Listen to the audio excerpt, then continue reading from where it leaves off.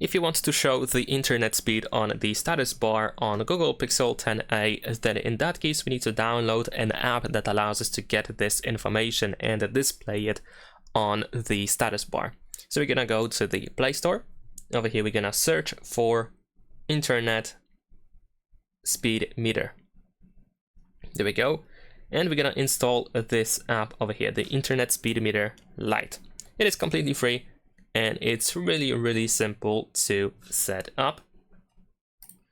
So once we get the app, we're gonna open it. We need to grant the notification permission, and then once it is set up, you should be able to find the information about the internet speed over here in this silent section. Now, there is a chance that you will not see it for the first time because you might have silent notifications disabled from the status bar.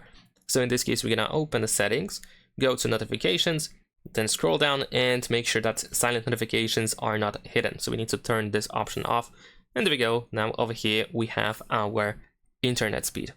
And that is pretty much it. Leave a like and subscribe.